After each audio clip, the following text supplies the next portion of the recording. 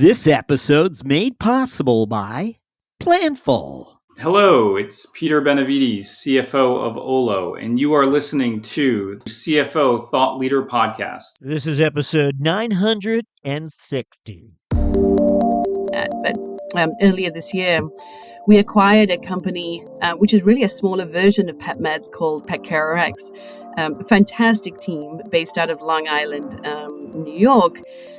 And although a smaller version of PetMeds, they have a premium food component to their business that drives about 50% of their business. So they're not just medication. They're about 50% medication and 50% sort of premium food. It was a great acquisition for PetMeds because PetMeds, on the other hand, is predominantly medication. And so as we think about the acquisition and the adoption of their catalog onto the PetMeds customers, we really see the opportunity to grow a bigger share of that pet parent's wallet by adding food, not only to their basket, but also increasing the number of times that they come back. Hi, it's Jack. On today's show, we speak with Christine Chambers, CFO of PetMeds. Not more than 5 minutes into our discussion with Christine Chambers, she tells us that years ago, she was sitting on the step of a flat in London, contemplating life's milestones. It seems the flat, an accommodation she had only recently acquired, and was unquestionably counted among her early milestones, had with little warning become one of life's dilemmas. Back in 2007, Chambers had been working as a financial analyst for Real Networks when the Seattle-based company offered her a promotion inside its U.S. operations. 6 weeks later, Chambers was on a plane headed to the U.S., and 14 years later, Chambers would be CFO of Real Networks. Of course, career paths seldom advance in a linear fashion, and the path Christine Chambers took to the CFO office was no exception, as you'll learn on today's episode. We'll begin after this.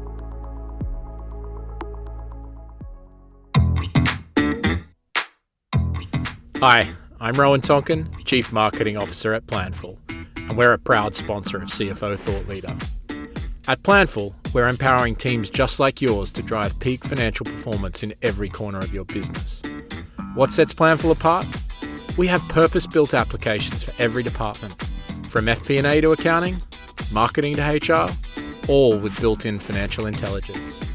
This means we can get you up and running within weeks, and it requires minimal IT involvement. So you can rapidly and seamlessly engage everyone across the business in your key financial processes. Best of all, you can't outgrow us. We take the pain of growing away with an unmatched ability to scale with you. You have an endless runway with Planful. See why over 1,300 customers around the world choose Planful as their flexible, user-friendly, end-to-end financial performance management platform. Go to planful.com and see how you can make financial performance a team sport in your business.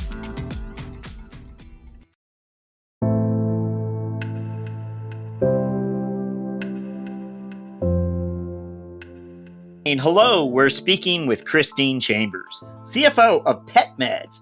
Christine, welcome. Thank you, Jack. Thanks for having me today. Yeah, so we always begin, Christine, by asking the guest to look back for us. And we're really wondering about those experiences that you feel prepared you to become a finance leader. As you look back, what comes to mind? Yeah, thanks, Jack, for the question. I think I'll start by maybe just taking a little bit of a step back and reflecting on my career to date. As I think about that, I really have this sort of diverse enterprise level background that represents not just multiple functions outside of just core finance that I've worked in, but also the industries that I've worked across and the life cycles of those industries. And as you probably guessed by the accent, I'm not originally from the US, so I started my career in the UK and have really worked across a lot of companies, both in Europe and outside Europe and in the US over my career. And I really think it's important to understand a little bit about this background, because I think it's been a fundamental part of how it's prepared me for the role that I have today. So looking back early in my career, I started with a core experiences in core accounting and sort of more of those traditional finance roles in really big corporate environments like Hewlett Packard and AstraZeneca. And I trained there as a chartered accountant in the UK. And I really think that's the cornerstone or the foundation of those accounting skills that set me up for a career in finance. Later in my career, I found this great passion for FP&A and led several FP&A groups in startups and small companies, but then also migrated into this sort of small cap public company roles like Real Networks and Rosetta Stone, which really trained me to learn this sort of rhythm of the public company business, how it works sort of on a quarterly and on an annual basis, working with the board, and fundamentally understanding how to articulate shareholder value, both in the long term and in the short term. I also talked that I'd worked in multiple roles, and I think CFOs today need to be able to appreciate and act more like COOs than they ever have. I've been fortunate enough to have experience and manage and lead teams across functions like IT and legal, merchandising, and procurement over the last decade. And I think that combination of really understanding a lot of those functions around finance really sets you up well for being a partner to drive strategy and understand the kind of consumer experience and be part of the business. So really, to sum it up, my experience across these different companies and really different business models as well. A lot of the companies that I've worked in can cross both B2B models, D2C models. I've done IP codec models in China, across China businesses, et cetera, that really has this diversity in my background. And the reason I think that's valuable is because when you're making strategic financial decisions, it really requires you to think about the different markets, about the different challenges, and being adaptable and flexible in that. So that's kind of the first thing I think about as I think about the experiences that I've had that have best prepared me for a finance leadership role. Well, that's a nice overview for us. Thank you. Curious about when you first come stateside, I guess. You began with a company in London and you were able to move overseas with Real Networks at the time. Is that right? That's right. Were you intent on moving overseas, or was it something that was proposed to you? Oh, absolutely not. I think probably later in the conversation we can talk about it as well. But I was very always opportunistic, I think, in terms of looking at opportunities as they arose and also being adventurous and flexible, I think, in terms of making some of those career choices. I think I'm naturally just, curious and having opportunities arise. When I got the call in the UK, I remember sitting on the steps of a new flat I just bought for myself in London and thinking now's not a great time to move, but when is? And 6 weeks later, I was on a plane with a suitcase and landed in the US. So I think it goes back to, I think that my nature of being sort of adaptable and opportunistic, I think in terms of opportunities that arose.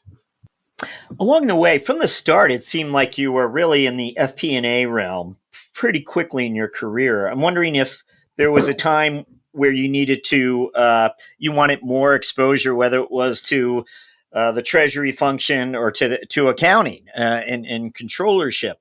Were there assignments that you reached out to help, broaden your skill set?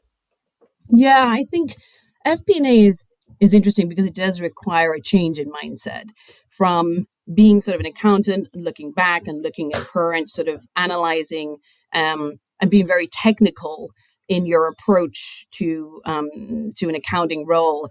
I think the pivot to FP&A really just leans into. I don't think you can be good in FP&A without really having a good understanding of the technicalities of finance and being able to look back, but also being able to understand how those prior trends will translate into future trends. And I think the difference between FP&A and accounting is being able to make the leap and make the jump of thinking through and creating assumptions that build a model on which you don't always have perfect information. You've got run rate. Sometimes you've got run rate information, sometimes you don't. But it's making that sort of leap across both of those functions, I think, which makes FP&A, a good FP&A lead successful.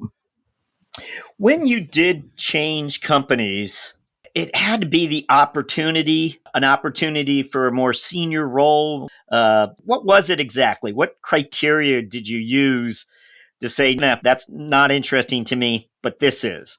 I think for me, it was always about creating a new learning experience, sometimes taking yourself out of your comfort zone, from accounting to FP&A, from FP&A in one country to FP&A in another country, or taking on sort of more of a leadership role, or taking on some of these expanded opportunities.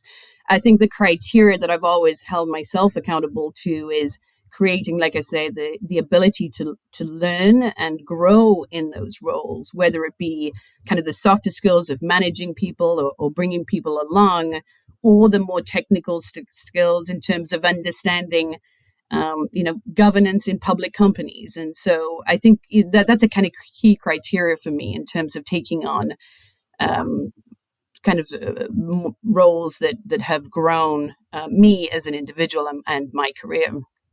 Have you, and I think you revealed to us, a recruiter perhaps early on gave you a call, maybe not, but have recruiters, or is it networking? What have they both served you well over time, I would imagine, but one more than the other?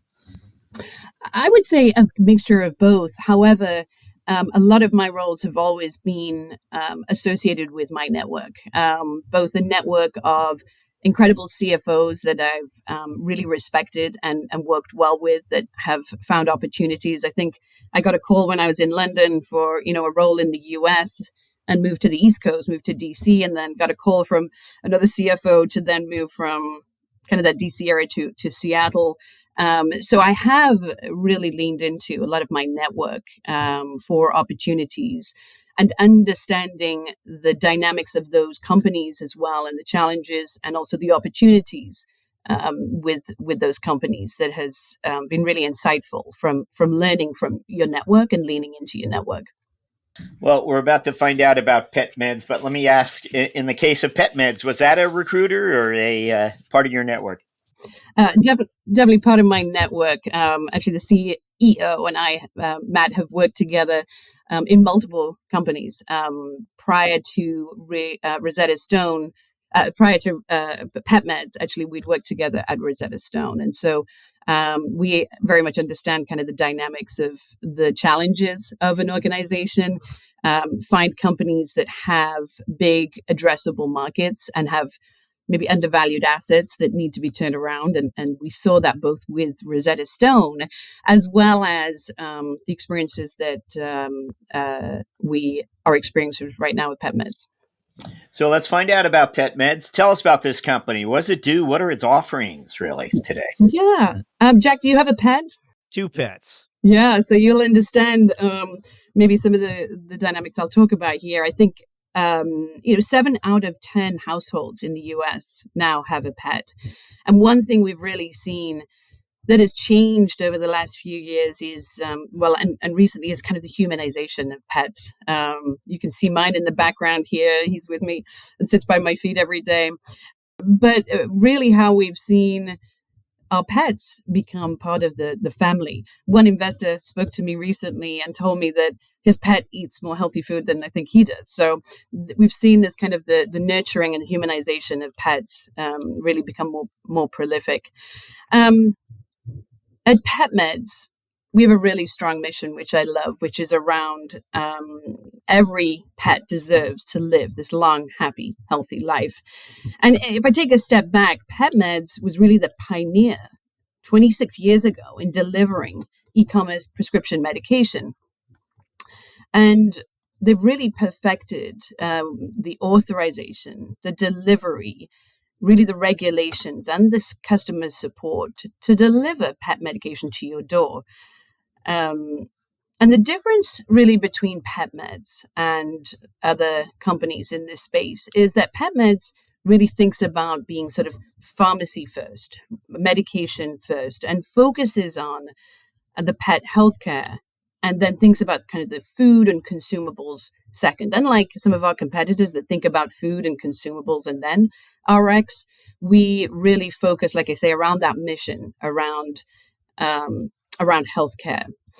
And that makes it more of a high friction business because that prescription requires authorization from your vet in a similar way that you do with your doctor today for human medicine. And we have kind of a trained staff. We have a warehouse with capabilities to store and maintain prescription drugs. And we also have this world-class pharmacy and group of pharmacists that provide, this experience around vet medication. We have a vet portal that sits inside 25% of vet clinics and makes it easy for vets takes the stress out of that authorization process. And we also have recently launched a vet advisory board. So I think what I'm trying to say is that we really lean into and take the relationship and the collaboration with the vet seriously. And I think that differentiates us in this space from providing pet medication in sort of an e-commerce platform to your door. Can you tell us a little bit about abbreviated history of the company, when it was founded, and how it raised capital and grew? And yeah, absolutely. I think PetMeds was started about 26 years ago. It's been public for 20 years. And for the majority of that time, really was run very successfully, generating large free cash flows, high good margins, high, EBITDA. And they had a little competition in this space up until about 2018. Around that time, I think there were other players that entered the e-commerce space, which is an incredibly big. It's a big addressable market. But other players had deep pockets and big budgets, and were able to take advantage of some of that growth in the industry. And of course, then with the pandemic as well, and people taking on more pets and taking pets into their homes, we really continue to see that expansion 2020 and 2021. And PetMeds had somewhat been underinvested at that point in time, and it became a much more competitive space. So I think when Matt came on board in 2021 and I came on board in 2022, what we did is quickly pivot and hire both resources to bring our sort of internal processes up to industry standards and be able to be a competitive player in the pet space. Can you share with us what exactly those steps might have been? Again, when you're trying to take it to the next level, what are we talking about? Is it new technology? Is it new talent? Is it just a different process? What does it include? Yeah, that's we really looked at all of those things. We looked at putting great talent in and hiring great talent into everything from web engineering to our marketing team, across finance as well. The opportunity really came for us to put in new technologies. We just launched we've announced a new email platform, this kind of very focused, very targeted email platform, as well as other technologies, I think, internally. So it was really across people, process, and tools that we look to put investment in to, like I say, increase the quality of our internal processes to gain ourselves into sort of an industrial standard organization.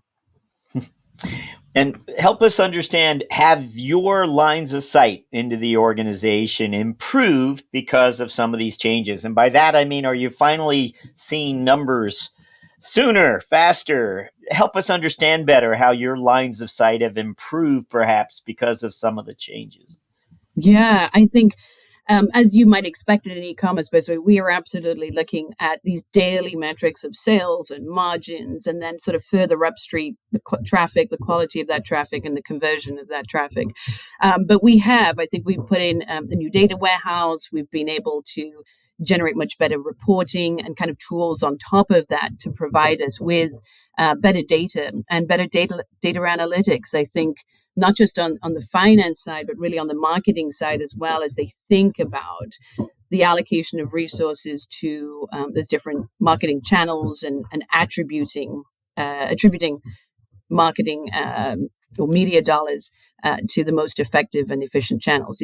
They've really improved the ability to be able to do that with the investments. We're always trying to understand better how this type of collaboration between finance and sales and marketing, the marketing spend, how those numbers are arrived at and how you're able to look deeper into that spend. Can you give us some idea as to how that's being achieved? Oh, absolutely. And of course, FP&A is my passion as well.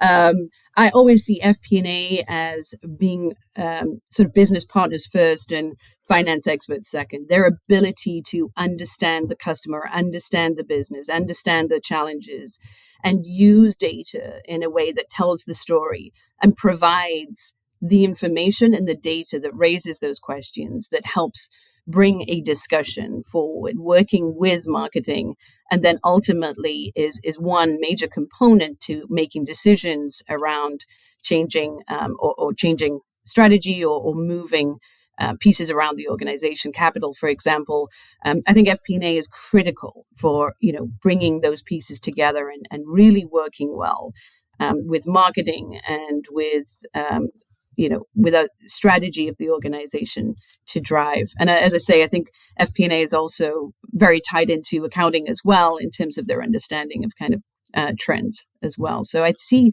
FP&A as being a really core part of the finance function and the organization to support it. I'm always looking for like a metric or a dynamic that the finance leader has sought to raise the profile of in one way or another. And it might be just stepping into a meeting and talking about it at the start of the meeting rather than, at the end. I don't know. But is there any sort of business dynamic or metric that you believe you've worked to help raise the profile of with your team? There's one that really comes to mind. I think it is a key metric and a simple metric that both helps externally investors as well as internally the team align to, creating that kind of North Star. And the one that stands out for me, a key metric, is really this sort of LTV to CAC, lifetime value to cost to acquire, which is, in the very simplest terms, I think of the growth and the success of the organization as being able to drive more volume at a higher rate. And the way this translates, what I mean by that is that we look at, and no matter where you are in the organization, you should be able to find a metric that supports this Uber metric, the LTV to CAC. So the way I think about it is the cost to acquire traffic to our site, quality traffic to our site, that then converts into orders at an average order value. And that I think of as a kind of unit economics or rate. And whether you're in marketing or you're on the site, working on the site, or you're in finance, there are metrics within that sort of, as you peel that back, that people can relate to that help improve this LTV to CAC. So as we think about the traffic coming in, the conversion, the average order value, I then think of one additional component, which we're really leaning into as an organization, which is around ordership and driving this sort of membership model whereby you then bring somebody into your ecosystem and then they come back time and time again. So you create this recurring revenue stream. Again, if you think about that, and this whole life cycle is ultimately leads to the lifetime value, the LTV of that customer. I like CAC as well because that then helps from a margin perspective understand the cost to acquire that. customer, and then the lifetime value. So again, going back to in the very simplest form, that LTV to CAC ratio really helps drive both, like I say, internally and externally, the success and growth of the organization and the margins associated with that as you continue to strive to drive top line growth and then margin growth as well. Earlier this year, we actually acquired, and I can give a demonstration, maybe might be helpful to understand how we've been operating that. But earlier this year, we acquired a company which is really a smaller version of PetMeds called PetCareRx. A fantastic team based out of Long Island, New York. And although a smaller version of PetMeds, they have a premium food component to their business that drives about 50% of their business. So they're not just medication. They're about 50% medication and 50% sort of premium food. It was a great acquisition for PetMeds because PetMeds, on the other hand, is predominantly medication. And so as we think about the acquisition and the adoption of their catalog onto the PetMeds customers, we really see the opportunity to grow a bigger share of that pet parent's wallet by adding food, not only to their basket, but also increasing the number of times that they come back. And you take, for example, a customer, you probably buy your flea and tick medication in the spring for your pets. By bringing them in and selling food, we're also able to drive a bigger basket and that sort of recurring revenue stream. Ultimately, I think about that as then lifetime value and the cost to acquire. So getting back to, key metric, that's really one that resonates for me. Great insight there for us. Thank you. Curious about AI and what you think about AI and what your finance team is up to. Can AI be helpful to finance teams? And maybe it already is, but what would you share with us as you think about this, the new developments happening and how they might augment your team in some fashion? Yeah, I'm really intrigued by this topic of AI because I've read a lot about it, and I'm not sure it's always well understood. I really think of AI as a sort of umbrella of things that have sort of these subfields of machine learning and robotics and sort of deep learning. And I think of kind of machine learning more as an application of AI that sits within that. And the reason I think about it that way is, at Real Networks, we had a great product that took 5 billion messages a day that transact between different networks, and really started to identify spam messages within that, or and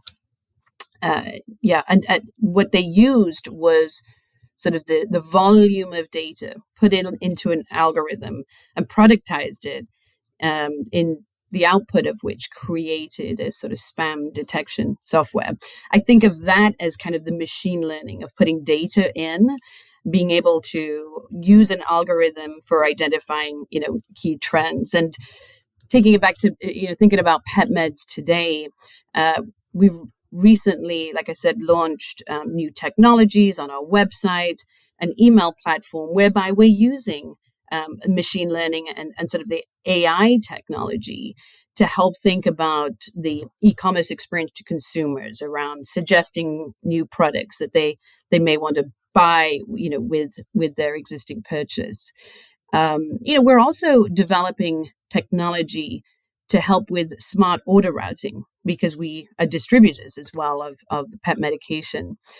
And that what it'll eventually help us do is find the cheapest location to ship based on the where the distribution centers are and where the customer is, where the inventory is, what the customer wants, what they're ordering, kind of how they want it shipped. So this will allow sort of this AI engine to determine kind of the best location for shipping that order from, while minimizing the costs and time for the customer to receive their product. So it really starts to think about, from a finance perspective, how we're yielding just better customer experiences and lower costs for the company.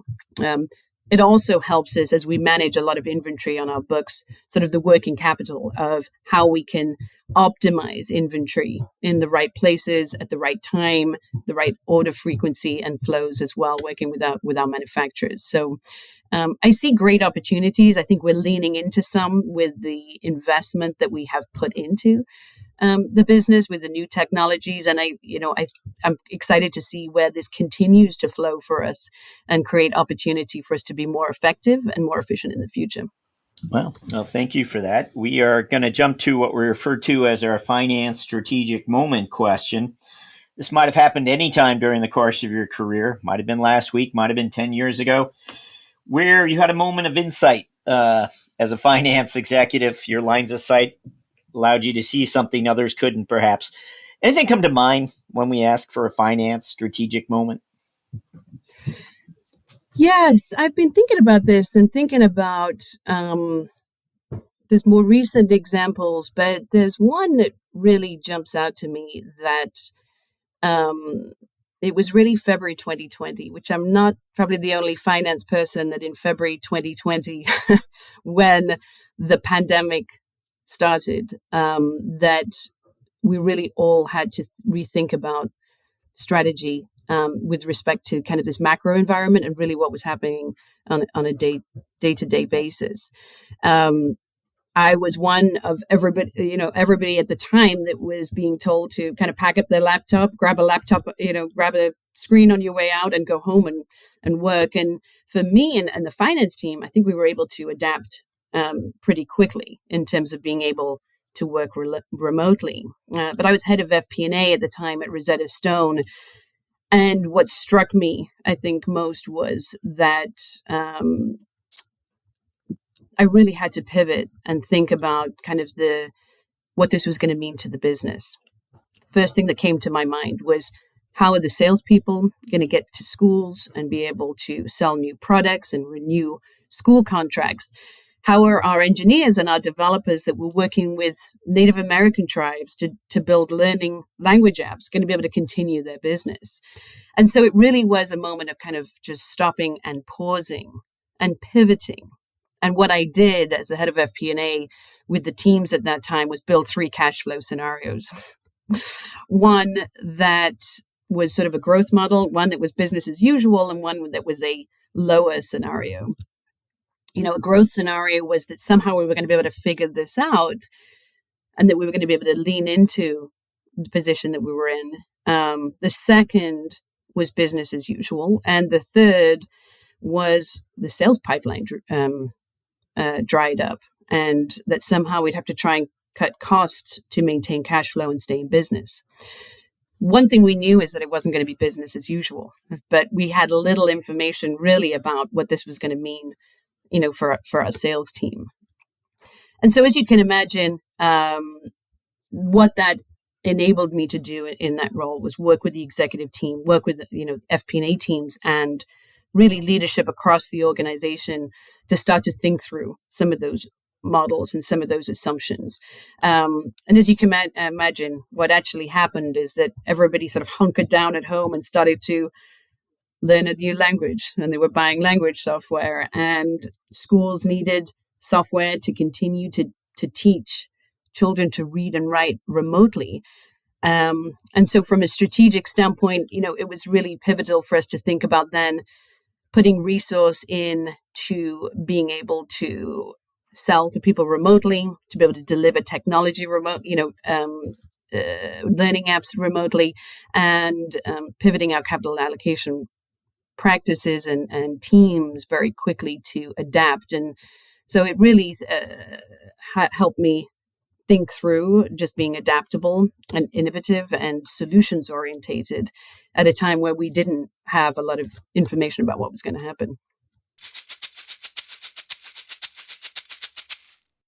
From episode 859, this is 1 Minute with Rajat Bari, CFO of iCertis. PwC, Deloitte, Accenture, KPMG, they're all building practices around us. And they also tend to give us leads. So, our focus is to make sure, first of all, the customers we acquire as the most efficient fashion. And once we get them, make sure that they stay with us for a long time and we expand with them. That's the basic thing that drives value.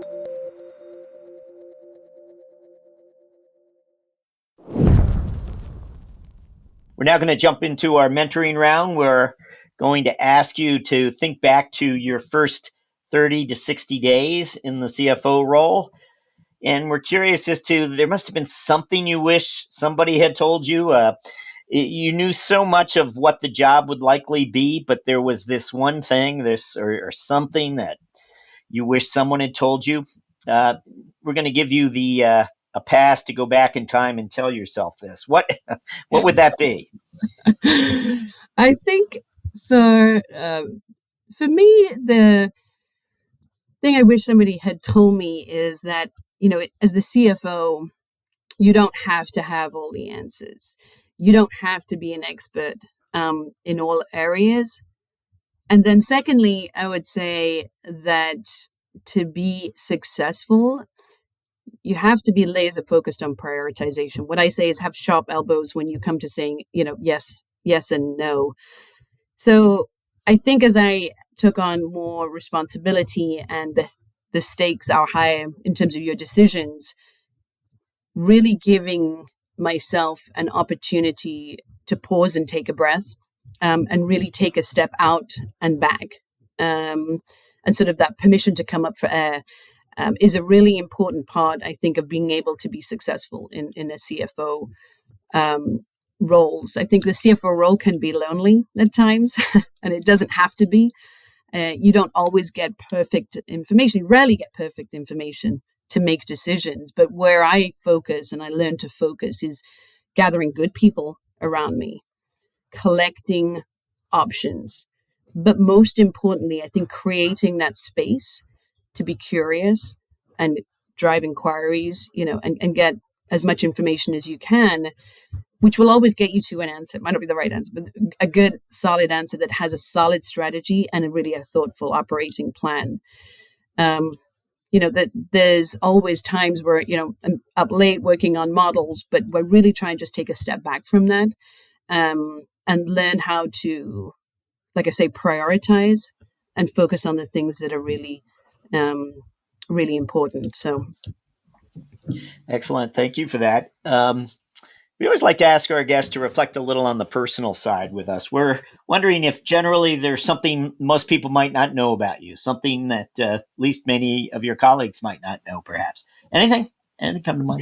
Yeah, I think, I touched on it a couple of times. I think I'm always very curious and adventurous. I think that has come out in kind of the decisions I've made in my career. That adventure took me to Australia and Asia for a point in time. I'd worked across different teams in Europe very early in my career, where I think I learned to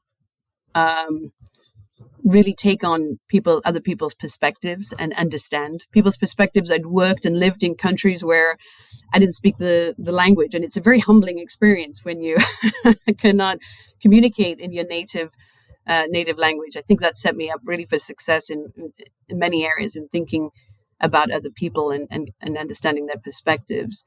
But really, I think it goes back to that curiosity. And I remember getting that call, like I say, in London to move to the US. And then I was at my rehearsal dinner when I got the call to say, do you want to move from DC to Seattle and take on a new team there? So I think people would understand. And I recently moved back to DC as well. So really understanding that adventurous nature that I have and how I love to travel and take on new experiences. Would you have a book selection for us, something or a resource, something that's made an impression on you in the past, or it might be something you escape with? Don't know. Anything come to mind when we ask for a book selection or a resource? Well, it's interesting. I'm actually reading, it's actually on my desk here. I'm reading at the moment a book called In Her Own Voice by Jennifer McCollum. And it's about her rise to CEO of Linkage. And I really like the book because less about sort of overcoming biases or stereotypes, but really because it helps articulate the benefits of being sort of authentic and a determined leader, tackling those internal biases or the internal critique that we may carry around, or maybe things that are sort of holding us back. I also like the book because it's very data-driven and provides excellent evidence of how companies with a well-balanced leadership team are far more likely to sort of outperform their peers. So it's really well written in terms of sort of being data-driven and identifying, like I say, things that tend to hold us back in leadership positions. Christine, I want to ask about your dog, who we keep seeing over your left shoulder there. How old a dog? Is it a poodle? It looks like a poodle. It's actually a Lagotto. It's and I've only had him for about a month, so we're still trying to figure out our working relationship here. As you can see, this was not the plan for him to be jumping up and down. I have no idea what he's doing on the sofa, playing with something right behind me. We've noticed, but that's nice. Well, welcome. We're happy he's part of the family. We're going to ask you to actually look forward the next 12 months. We're wondering what your priorities are as CFO of PetMeds. Yeah, I think in the last 18 months, I've been in the job for a year and a half. I've made a lot of changes. We are very focused right now on sort of digesting and executing with the acquisition. We've had multiple partnerships that we've driven with a telemedicine company, which we're really excited about, with an insurance company that we're really excited about, Pumpkin Investor. So for now, for the finance team, we're really focusing on, like I say, digesting some of those investments and really setting the team up to scale and grow over the next 5 years. Through the systems that we've put in place, the processes that we're putting in place, how we're using AI technologies and organizing data that will really enable the business to grow without adding a lot more G&A, but providing us with kind of that flexibility and scalability to grow the business over the coming years. And finally, I continue to work on my own advice of coming up for air and being a strong, strategic thought partner. So, Christine Chambers, thank you for joining us on CFO Thought Leader. Thank you, Jack.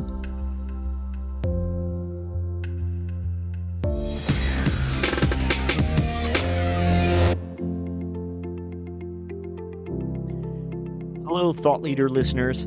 As you have perhaps already heard or even seen, we're now featuring the career lessons and moments of strategic insight shared by our CFO guests as Thought Leader videos. You can now find these videos on our blog at cfothoughtleader.com and, of course, our newsletters, but also on LinkedIn. If you haven't already, please go ahead and follow our CFO Thought Leader LinkedIn company page, and you'll be certain not to miss a single Thought Leader video debut. CFO Thought Leader, the #1 thought leadership platform exclusively for and by CFOs. As always, thank you for listening.